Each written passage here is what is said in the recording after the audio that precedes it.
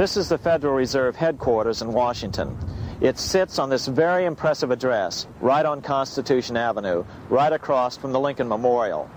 But is it federal? Is it really part of the United States government? Well, what we're about to show you is that there's nothing federal about the Federal Reserve, and there are no reserves. The name is a deception created back before the Federal Reserve Act was passed in 1913 to make Americans think that America's central bank operates in the public interest. The truth is that the Federal Reserve is a private bank owned by private stockholders and run purely for their private profit.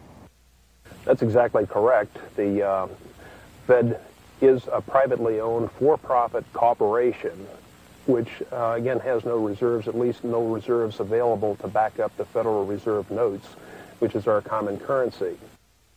Oh, absolutely. The Federal Reserve is neither federal and has doubtful reserves. It's a private bank that is owned by member banks. And it was chartered under the guise of deceit by an act of Congress in 1913.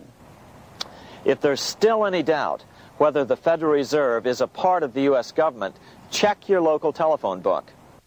In most cities, it is not listed in the blue government pages. It is listed in the business white pages right next to Federal Express, another private company. But more directly, U.S. courts have ruled time and time again that the Fed is a private corporation. Why can't Congress do something about the Fed?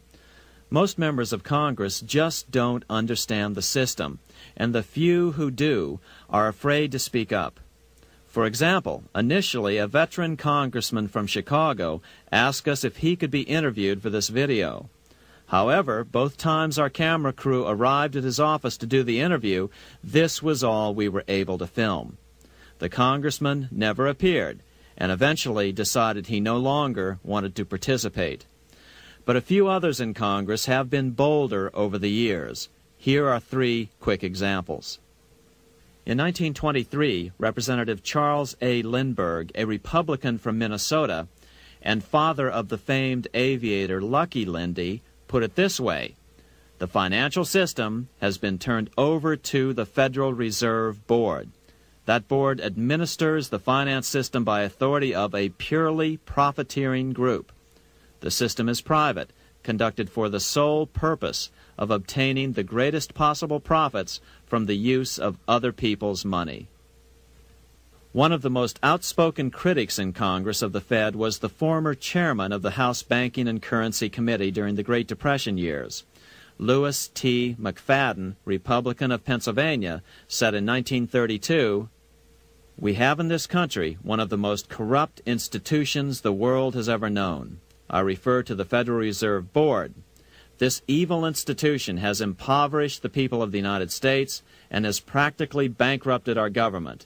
It has done this through the corrupt practices of the moneyed vultures who control it." Senator Barry Goldwater was a frequent critic of the Fed.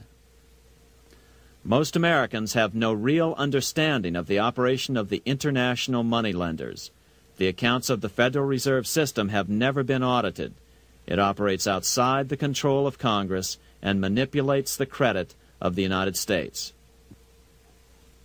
The Federal Reserve really, even though it is not part of the federal government, it is more powerful than the federal government. It's more powerful than the President, the Congress, and the courts.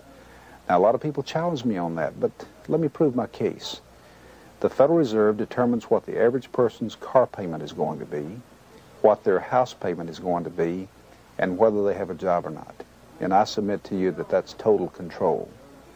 And the Federal Reserve is the largest single creditor of the United States government. What does Proverbs tell us? The borrower is servant to the lender.